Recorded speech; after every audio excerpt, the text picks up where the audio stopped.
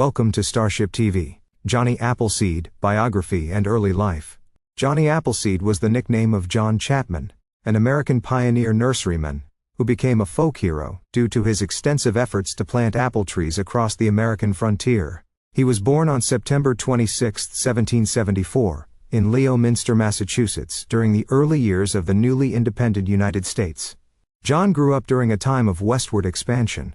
His father, Nathaniel Chapman, was a Minuteman who fought in the Revolutionary War and later trained John in farming and orchard management. Not much is known about John's mother, Elizabeth Simons Chapman, as she died when John was young, but his father remarried, and John had several half-siblings. Why apple trees? Johnny Appleseed didn't randomly wander the countryside tossing seeds. He was a knowledgeable horticulturist who carefully planted apple orchards to provide a lasting food source and to establish land claims on the frontier.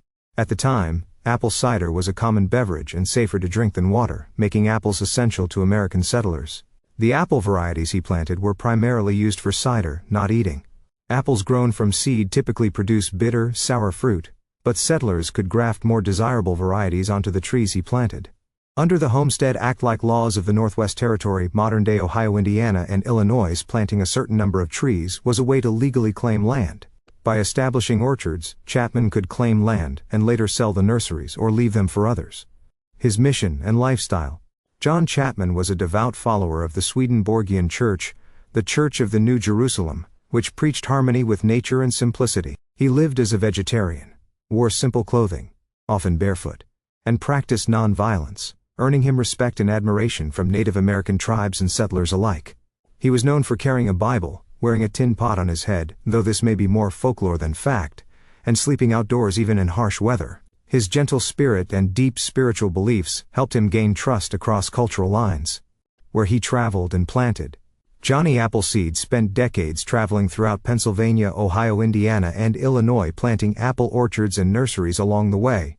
He often returned to these sites to maintain them, trade seedlings, and preach his spiritual beliefs. His work stretched across over 100,000 square miles, and he is credited with planting thousands of apple trees. Interesting facts.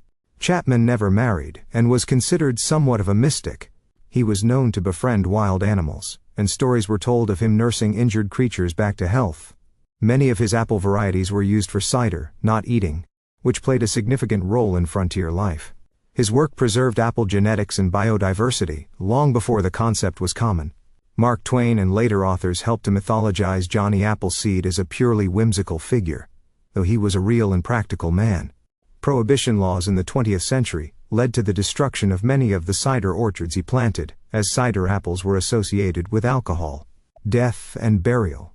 Johnny Appleseed died on March 18, 1845, near Fort Wayne, Indiana, likely of pneumonia.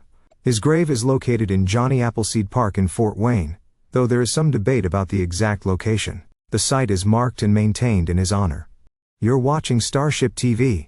Be sure to like, comment, and subscribe for more interesting content. Legacy. Johnny Appleseed's legacy is a blend of fact and folklore. His pioneering horticultural work helped early American settlers survive and thrive. He is remembered not just as a gardener, but as a symbol of generosity, harmony with nature, and peaceful frontier living. Statues, schools, festivals, and even a U.S. postage stamp have been created in his honor. His story continues to inspire those who seek a simpler, nature-connected way of life, and represents a time in American history when individuals shaped the land with their own hands and vision.